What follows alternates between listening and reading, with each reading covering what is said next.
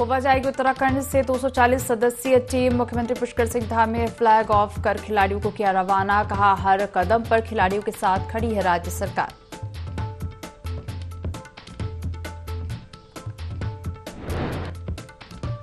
धामी सरकार का मिशन रोजगार जारी। सीएम धामी ने आंगनबाड़ी वर्कर्स को बांटे नियुक्ति पत्र। सुपरवाइजर के पद पर हुई है ज्वाइनिंग।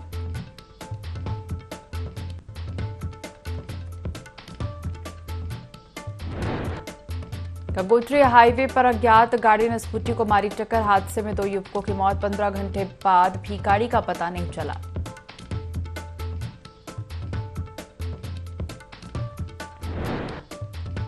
उत्तराखंड में लुढ़कने लगा पारा। मैदानी इलाकों में बढ़ने लगी ठिठुरन। 5 जिलों में बारिश का अलर्ट हुआ जारी।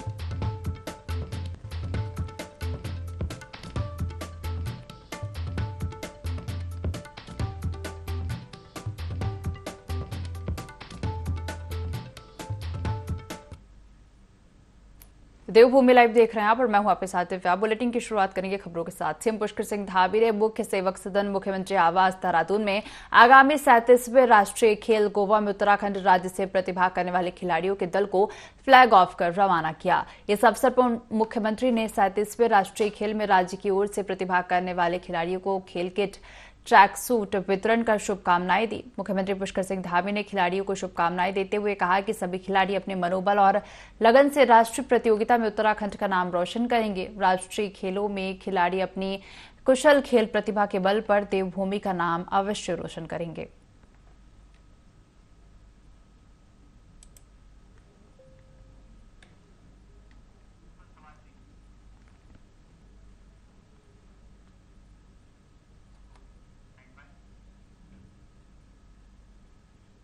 अगली खबर का रुख करेंगे जनपद मुख्यालय से महज 4 किलोमीटर दूर मातली में वाहन दुर्घटना में 2 परिवारों के चिराग बुझ गए। दोनों मृतक युवा माता पिता की इकलौती संतान थे। दुर्घटना के 12 घंटे बाद भी पुलिस आरोपी वाहन चालक को गिरफ्तार नहीं कर पाई है, जिसके कारण स्थानीय लोगों ने जिला अस्पताल में जमकर हंगामा किया। स्थानीय लोगों का कहना था कि पुलिस सपोर्ट नहीं कर रही है और जब तक कार्रवाई नहीं की जाती अंतिम संस्कार नहीं किया जाएगा।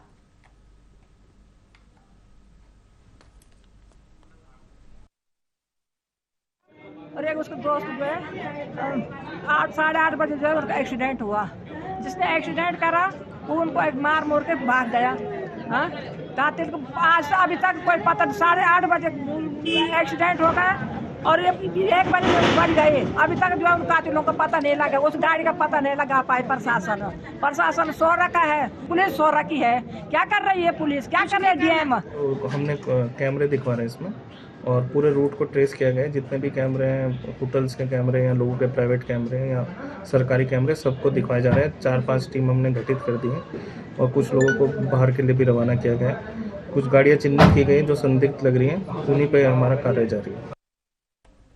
अगली खबर उत्तरकाशी से है, जहां वाहन दुर्घटना में 2 व्यक्तियों की मौत हो गई थी। ग्रामीणों का आरोप है कि पुलिस जानबूझकर दुर्घटना करने वाले वाहन चालक को गिरफ्तार नहीं कर रही है। ग्रामीणों ने मृतक व्यक्तियों के शव लेने से मना कर दिया है।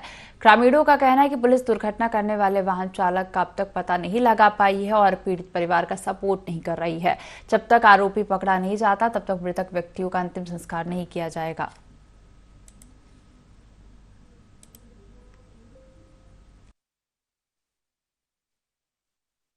हमारे गांव का एक बच्चा था, 27 से 28 साल का बच्चा था और एक माध्यमिका था, एक बड़ी थी का था। वहाँ पर किसी अज्ञात गाड़ी ने उसको कल ठोक दिया सर और उसको मतलब मार के सर आगे भाग गई। अभी तक उसका प्रशासन ने कोई भी जानकारी नहीं बता पाई है। कल शाम से पूरा गांव मातली और बड़ी थी, यहाँ पर हम लोग थाने में भी गए, यहाँ पे डीएम साहब की बात गए, कोई भी हमारी बात को सुनने के लिए सर राजी नहीं है। 14 घंटे हो चुके हैं, अभी तक जो भी कातिल है, जिसने भी ये घटना करी है, उसका अभी तक कोई पता नहीं सर। कार्रवाई नहीं हो रही है, जबकि पूरे ग्राम सभा की तरफ से इतना हम लोग प्रेशर बना रहे हैं, उसके बाद भी सर कोई सुनवाई नहीं हो रही है सर यहाँ पे। तो हमारा बस सर ये है कि हम तब तक यहाँ से बॉडी नहीं उठाएंगे जब तक कम से कम हमको कुछ ना कुछ जानकारी ना दी जाए कि ये गाड़ी थी और इस व्यक्ति ने यहाँ पर ये घटना करी है। हरिद्वार में पुलिस कर्मियों ने अधिकारियों के साथ बैठक में ईव टीजिंग, चैन स्नैचिंग समेत अन्य अपराधों पर रोक लगाने पर चर्चा की गई। बैठक में तय किया गया कि सभी चौक चौराहों पर कैमरे लगाए जाएंगे, सड़कों पर ट्रैफिक व्यवस्था बेहतर की जाएगी। सुनसान इलाकों में जब ऑफिस छूटेंगे तो पुलिस गश्त करेगी ताकि किसी प्रकार की अप्रिय घटना न हो। महिलाओं को गौरा शक्ति ऐप इंस्टॉल करने की नसीहत दी जाएगी। साथ ही सभी ऑफिस संचालकों को निर्देशित किया जाएगा कि अपने ऑफिस में बायोडाटा देखकर ही नौकरी दे। साथ ही ऑफिस में फायर इक्विपमेंट बेहतर कंडीशन में रखें ताकि जरूरत पड़ने पर उनका इस्तेमाल किया जा सके।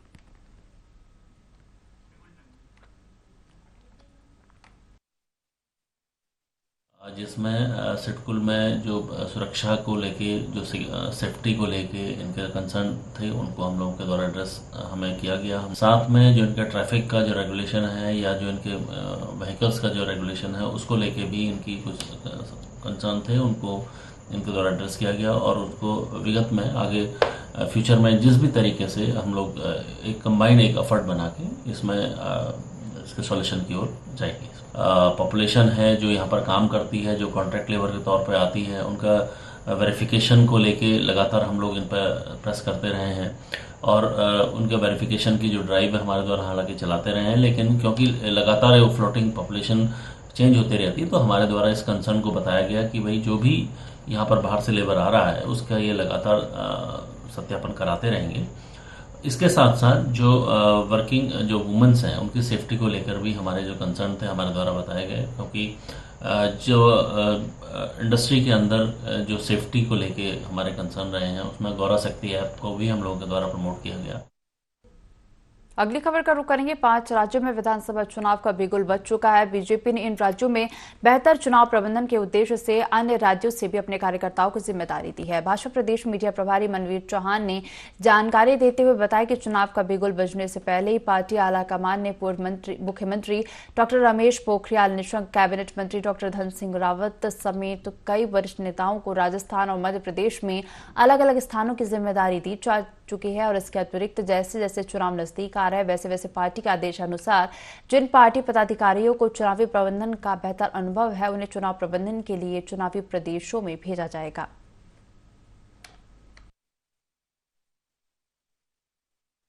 निश्चित रूप से भारतीय जनता पार्टी जब भी देश भर में विभिन्न राज्यों में चुनाव होते हैं तो भारतीय जनता पार्टी के वरिष्ठ कार्यकर्ताओं को विभिन्न प्रदेशों से चुनावी राज्यों में चुनावी प्रबंधन की दिशा से भेजा जाता है। और हमारे उत्तराखंड से राजस्थान, मध्य प्रदेश में हमारे वरिष्ठ नेतागणों की पहले से ही उनको जिलों की जिम्मेदारी वहाँ दी गई हैं। हमारे प्रदेश के महामंत्री संगठन आदरणीय अजय जी वहाँ पर पूरे एक संभाग की जिम्मेदारी को देख रहे हैं। और इसी प्रकार से हमारे पूर्व मुख्यमंत्री डॉक्टर रमेश पोखरियाल निशंक जी, हमारे कैबिनेट मंत्री आदरणीय डॉक्टर धन सिंह रावत जी और अन्य कई लोग वहाँ पर पहले से ही चुनाव में लगे हुए हैं।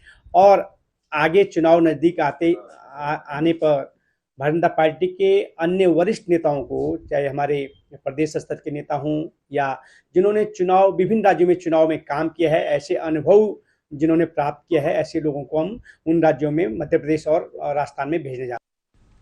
लोकसभा चुनाव नजदीक है, वहीं दूसरी ओर सियासी दल भी कार्यक्रमों के जरिए अपने अपने दिग्गजों को नेतृत्व सौंपकर मतदाताओं के दिलों में अपने वर्चस्व को मजबूत कर रहा है। और इसी कड़ी में लक्सर के खंड विकास कार्यालय परिसर में विभागीय अधिकारियों और जनप्रतिनिधियों के साथ लाभार्थी जनसंवाद कार्यक्रम का आयोजन किया गया, जिसमें हरिद्वार के लोकसभा सांसद डॉक्टर रमेश पोखरियाल निशंक भी बतौर मुख्य अतिथि के रूप में मौजूद रहे। और इस दौरान बीजेपी से कई दिग्गज नेता भी शामिल हुए। डॉक्टर रमेश पोखरियाल निशंक ने क्षेत्रवासियों को केंद्र और राज्य सरकार की योजनाओं के बारे में बताया और कहा कि सरकार के नेतृत्व में गरीब कल्याण के मेले सफल साबित हुए।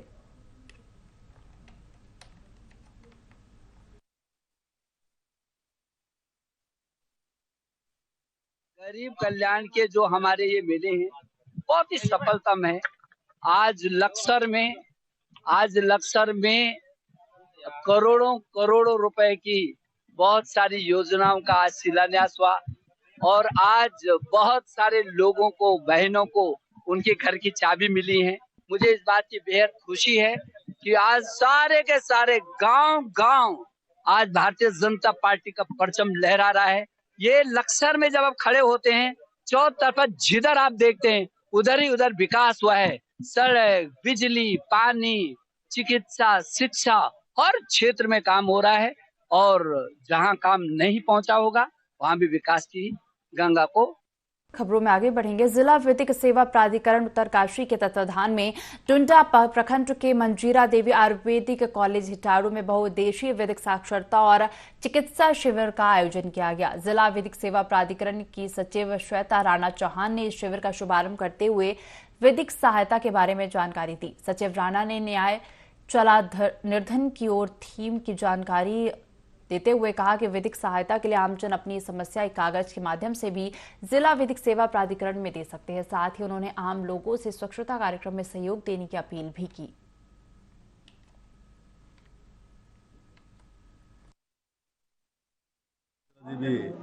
मेडिकल कॉलेज में आज जिला विधिक शिविर था। इसमें हमारे सीनियर जज सिविल एवं सचिव महोदय द्वारा यहाँ के विद्यार्थी जितने भी छात्र छात्राएं हैं, इंस्टीट्यूट में जितने भी हमारे जो है आयुर्वेदिक में जो जितने भी बच्चे पढ़ रहे हैं, जितने भी उपस्थित लोग थे उनको जानकारी दी गई है। तो यहाँ पे हमारे तहसील के हमारे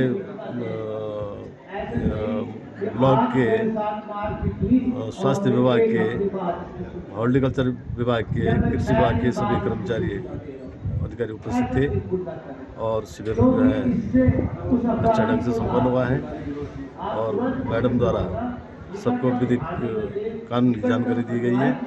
धन्यवाद। सिविल जज यहाँ पर पधारी है, उनका स्वागत करता हूँ, धन्यवाद देता हूँ। और एक क्षेत्र हित के लिए जो आज बहुउद्देशीय शिविर लगा है, तमाम जो क्षेत्रवासी हैं उनको इसका लाभ मिलता है। और इसका लाभ जब सरकार जब कोई योजना बनाती है, जब तक ग्रामीण क्षेत्र के अंतिम व्यक्ति तक वो लाभ न पहुंचे तब तक उसका कोई मकसद नहीं रहता।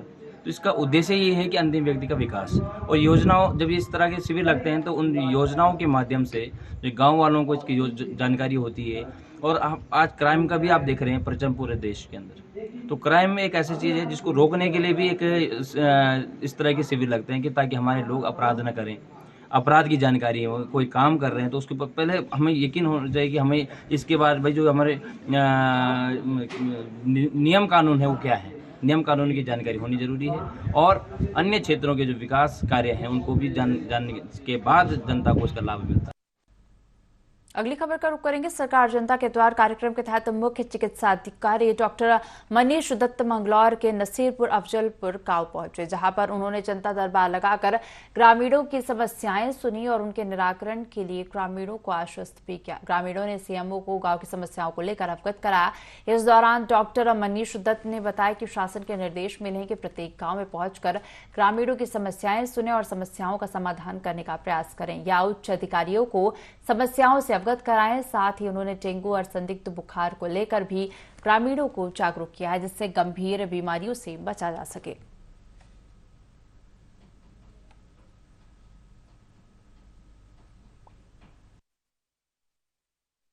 सबको जिला स्तरीय अधिकारियों का निर्देश है कि गांव-गांव में जाकर के आप जो भी जनता की एक चौपाल की तरह से करें और वहाँ उनकी समस्याएं सुनें, जिससे जितनी समस्याएं यहाँ निराकरण हो सकती हैं यहाँ करें। बाकी जो जिस विभाग संबंधित हैं उन्हें आप वहाँ भेज देते हैं। तो यहाँ बहुत अच्छा एक रहा, पंचायत भवन में हमने बैठ के यहाँ भी सबसे समस्याएं सुनी।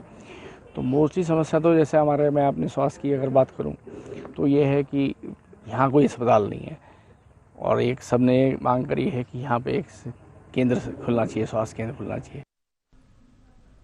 अगली खबर का रुख करेंगे। खबर जनपद उधम सिंह नगर के खटीमा से है, जहां सितारगंज से खटीमा जा रहे एक तेज रफ्तार तेल टैंकर ने अनियंत्रित होकर बाइक सवार पिता पुत्र को टक्कर मार दी, जिससे बाइक सवार पिता पुत्र की मौके पर ही मौत हो गई। जान गंवाने वाले इस्लाम नगर निवासी जाहिर और पुत्र अमन है, जो खटीमा से अमरिया जा रहे थे। बताया जा रहा है कि ट्रक चालक की झपकी लगने से यह हादसा हुआ।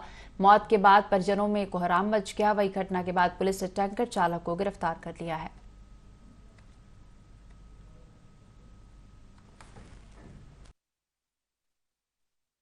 लगभग 9 बजे के करीब सितारगंज से खटीमा की तरफ एक टैंकर आ रहा था, तो शायद उसको नींद आ गई, इसकी वजह से वो जो रोड के किनारे जो पिलर होता है उससे टकराया और फिर वो अनियंत्रित हो गया।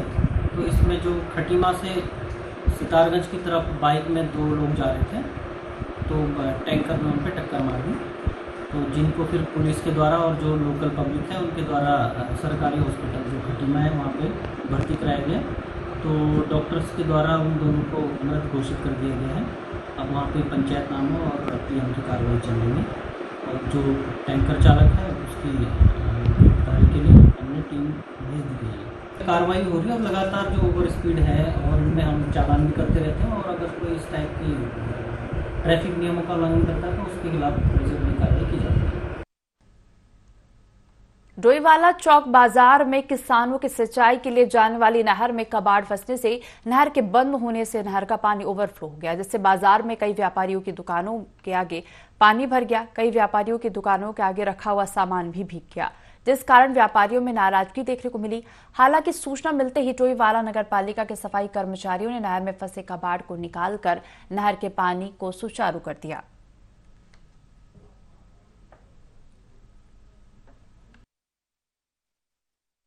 अनुरोध है कि समय समय पर सफाई होनी चाहिए। जहाँ पर नालियाँ खुली हुई हैं वहाँ पर एक जाल लगाना चाहिए, क्योंकि आगे त्योहारी सीजन आ रहा है। त्योहार के मद्देनजर बाजार में जो है लोगों का आवागमन ज़्यादा रहता है, उसकी सुविधा को देखते हुए निरंतर सफाई होनी चाहिए। और जहाँ पर नालियाँ चौक होती हैं वहाँ पर जो है जाल लगाकर विशेष रूप से ध्यान देना चाहिए। मेरी नगर पालिका से अनुरोध है कि समय समय पर खुली नालियों का जो है जो लोग वहाँ पर खुला कूड़ा देखते हैं, खुला कूड़ा गिरते हैं, उनकी सफाई के लिए विशेष ध्यान देना चाहिए। आज सुबह के टाइम पे जो किसानों ने अचानक जो पानी बांधा है नाली में, उसकी वजह से जो है कबाड़ बहुत ही ज़्यादा ये नालियों में फंस गया था, जिसमें जो है कर्मचारी आज इतवार का दिन छुट्टी का दिन था, लेकिन फिर भी जो है बाजार की जो स्थिति खराब हुई है उसको देखते हुए कर्मचारी को तुरंत जो है आवश्यक कार्य के लिए यहाँ पर बुलाया गया और ये नालियों की जो है सफाई वगैरह ये सारी कराई गई।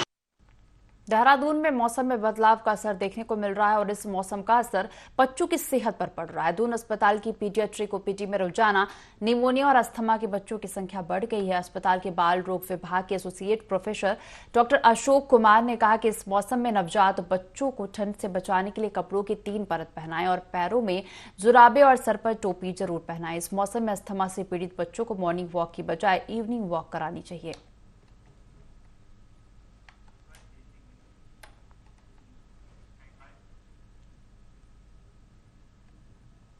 नवरात्रों के दिनों में सभी जगहों पर रामलीलाओं की धूम है। हरिद्वार के जिला जेल में भी अपनी तरह की अनूठी रामलीला चल रही है। यहाँ के कैदी ही रामलीला के सभी पात्रों को निभा रहे हैं। खास बात यह है कि इस रामलीला में हिंदू ही नहीं बल्कि दूसरे धर्म के लोग भी बढ़ चढ़कर हिस्सा ले रहे हैं।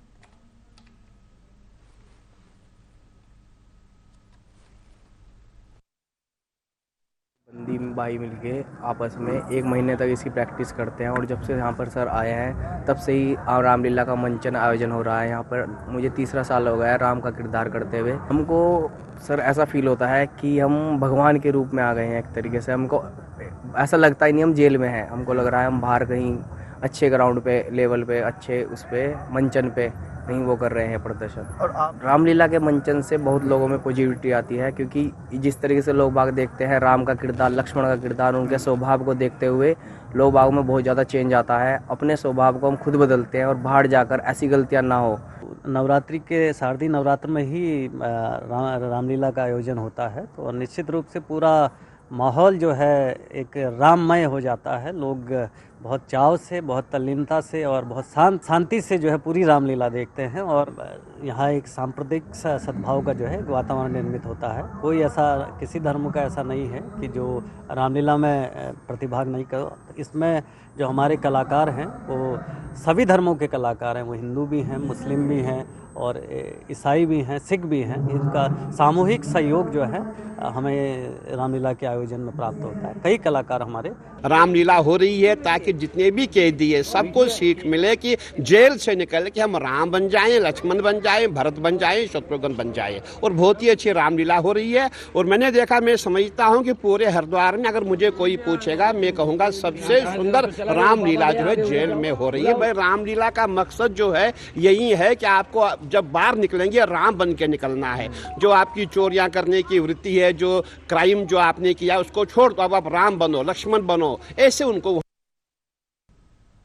मसूरी में स्थानीय लोगों ने विकास प्राधिकरण पर उत्पीड़न का आरोप लगाया है। उनका कहना है कि विभाग के अधिकारी रसूखदार लोगों को छोड़ देते हैं और अगर कोई गरीब आदमी अपना एक कमरा भी बना ले देता है तो विभाग के अधिकारी और कर्मचारी काम रुकवा देते हैं, जिससे परेशान होकर लोगों ने विकास प्राधिकरण अधिकारियों के खिलाफ जमकर नारेबाजी कर प्रदर्शन किया।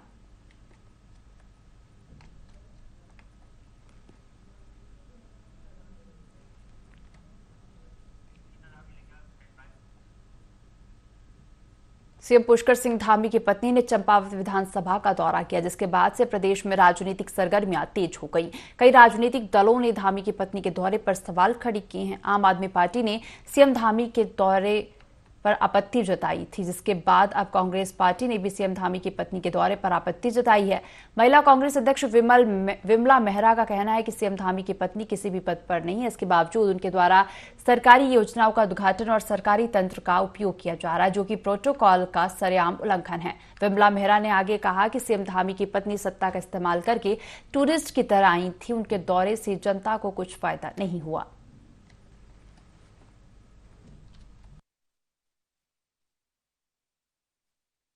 जनता ये देख रही है कि हमारे लिए तो कुछ ऐसी नई योजना या हमारे हित में कोई कार्य उनकी मिसेज द्वारा नहीं किया गया, न ही वो किसी पद में थी और आई होंगी अपना टूरिस्ट बन के आई कि जनता के हित में तो कोई ऐसा कुछ किया नहीं उन्होंने, न ही कोई घोषणा की कि आगे कोई ऐसा होगा। अपने हिसाब से उन्होंने जो ऊपर से थोड़ी बहुत दिया होगा, चेक वेक बांटे होंगे, तो वो चीज़ अलग है। प्रोटोकॉल नहीं बनता है उनका, लेकिन अभी उनकी सरकार है, वो तो कुछ भी रात को दिन भी बना सकते हैं, दिन को रात भी बना सकते हैं। किच्छा में अवैध कॉलोनी बनाने का मामला सामने आया। जानकारी के मुताबिक कॉलोनाइजर के बिना प्रशासन की अनुमति के कॉलोनी का निर्माण किया है, साथ ही आम लोगों से लाखों रुपए लेकर ठगने का काम किया है। नगर के रुद्रपुर मार्ग नेशनल हाईवे किनारे काटी गई अवैध कॉलोनी क्षेत्र में चर्चा का विषय बनी हुई है।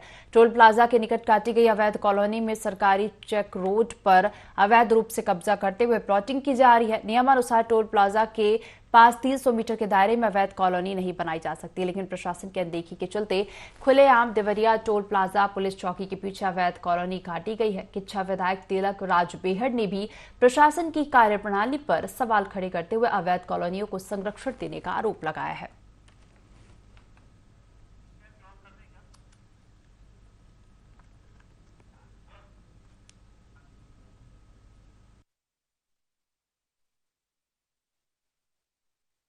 बहुत कम कॉलोनियाँ ऐसी हैं जो रेरा से अप्रूव्ड हैं और इतना डेवलपमेंट बिल्कुल नहीं है वहाँ। सड़कें हैं नहीं, पानी की योजना है नहीं, बिजली है नहीं, सारे लोग परेशान हैं। मैं बरसातों के दिनों में यहाँ देखो तो सारा दिन कॉलोनियों के लोग आते थे। अभी मैंने गांव का दौरा कर रहा हूँ, अभी मैंने 40% भी नहीं किया है, दोबारा से शुरू किया है। पिछली बार साल पूरा एक एक गाँव घूमा था, अब दोबारा घूम रहा हूँ। तो सब जगह पे कॉलोनियाँ कटी हुई हैं और लोग जो है रोते हैं, साहब सड़क चाहिए, बिजली चाहिए, पानी चाहिए। तो विधायक या कोई कहाँ से लेके आएगा? तो ये इन कॉलोनियों के मामले को लेकर मैं गंभीर हूँ। जिला प्रशासन से बातचीत करूँगा, कॉलोनाइजर के खिलाफ सख्ती करे सरकार, जिला प्रशासन। और अगर जिला प्रशासन नहीं सुनेगा, सरकार नहीं सुनेगी, तो मैं हाई कोर्ट के अंदर जनहित याचिका प्रस्तुत करूँ। इस बुलेटिन में फिलहाल इतना ही। आप बने रहिए IND 24 के साथ। नमस्कार।